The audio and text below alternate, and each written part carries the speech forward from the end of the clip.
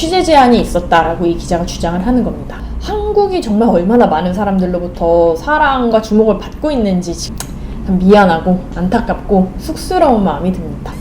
여러분 안녕하세요. 여러분의 뉴욕 특파원 슈진스 슈파원입니다.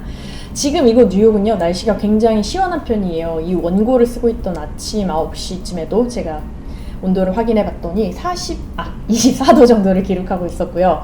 이른 아침이나 한밤중에는 춥다고 느껴질 때도 있습니다. 반면에 한국은 지금 많은 분들께서 폭염으로 고생하고 있다는 이야기를 들었는데요. 그 중에서도 참 속상한 소식이 뉴욕까지 들려오고 있습니다. 바로 전라북도 새만금에서 열리고 있는 세계 스카우트 잼버리에 관한 소식인데요. 아무래도 전 세계 150여 개 회원국에서 약 4만 명이 참가하고 있는 세계적인 행사이다 보니까 이 폭염으로 힘들어하는 참가자들의 이야기, 그리고 또 미흡한 준비 상태를 지적하는 외신 보도가 계속 나오더라고요. 특히 미국과 영국이 철수를 결정하면서 뉴욕타임즈, 워싱턴 포스트, BBC 등에서 특히나 많은 보도가 쏟아져 나오고 있어서 그 내용을 한번 정리해봤습니다. 일단 눈에 띄는 내용은요, 폭염이 큰 문제이긴 한데 폭염 때문만은 아니다 라는 지적입니다. 이번에 참가국 중 가장 많은 4,500여 명의 청소년을 파견한 나라가 바로 영국이죠. 그래서인지 영국 언론들 비판이 유독 매서웠는데요. BBC 방송 서울특파원이 잼버리에 참가한 영국팀 관계자와 인터뷰한 내용을 보니까 오직 폭염 때문만은 아니다. 음식하고 시설에도 문제가 있었다라고 말했는데요. 화장실은 보건에 위협이 될 만한 수준이고 아이들의 식단은 요구 수준에 미치지 못한다라고 지적을 했더라고요. 영국팀은 며칠 동안은 좀 상황이 개선이 되는지 현장을 지켜봤는데 결국 참가자들의 안전을 유지할 수 있을지 확신을 하지 못했다고 합니다. 그리고 결국 철수 결정을 했죠. 영국 가디언은 수천 명의 영국 어린이가 월드 스카우트 잼버리 카오스에 갇혔다라고 보도한 데 이어서 제목이 A bit horrific, 이거 좀 끔찍하다라면서 부실한 행사장을 비판하는 르포 기사도 썼는데요. 제가 기자 출신으로서 이 기사에서 조금 눈에 띄었던 부분이, 이 기자분이 현장에서 스카우트 단원이나 봉사자와 인터뷰를 하는데 델타존이라고 불리는 정해진 곳에서만 인터뷰를 할 수 있었다는 거예요. 그러니까 텐트가 쳐진 곳이나 다른 곳은 볼 수가 없었다라고 지적을 했는데, 이게 뭐냐면 취재 제안이 있었다라고 이 기자가 주장을 하는 겁니다.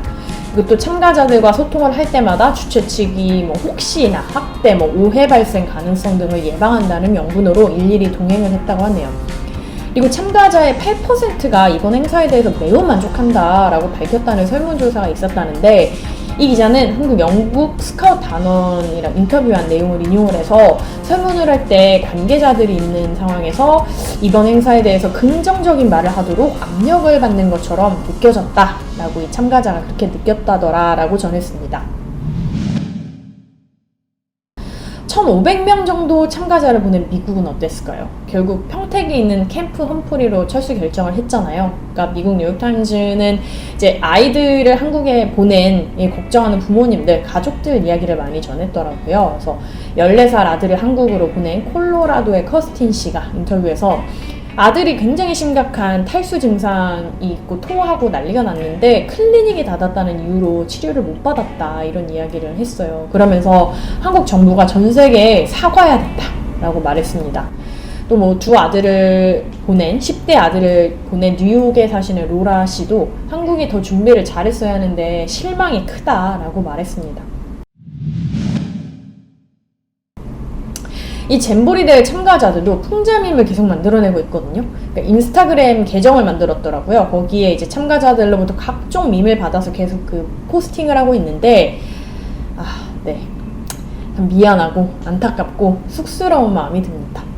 사실 한국이 잼버리 대회를 개최한 건 이번이 처음이 아니고 1991년에도 강원도 고성에서 대회를 개최한 적이 있더라고요. 그러다 보니까 이 지금 32년 전만도 못하게 행사를 치르고 있다는 비판까지 나오는 상황입니다. 저는 여기 지금 뉴욕에 있는 사람으로서 특히 안타까운 게, 제가 여기 살다 보니까 한국이 정말 얼마나 많은 사람들로부터 사랑과 주목을 받고 있는지 지금 정말 그게 피부로 느껴지거든요.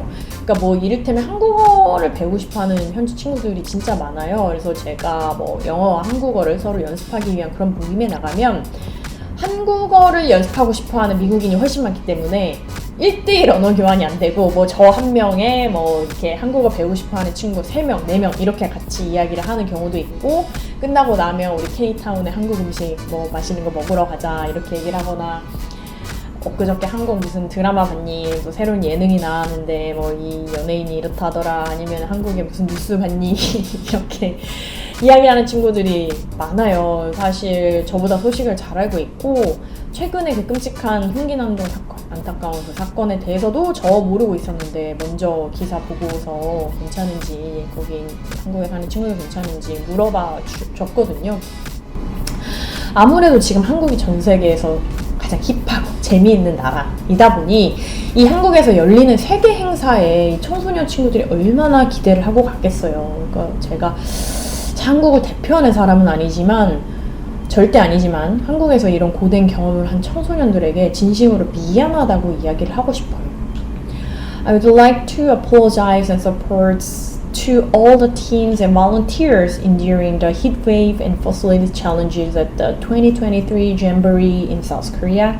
I hope you all stay strong and make enjoyable moments during the rest of the event.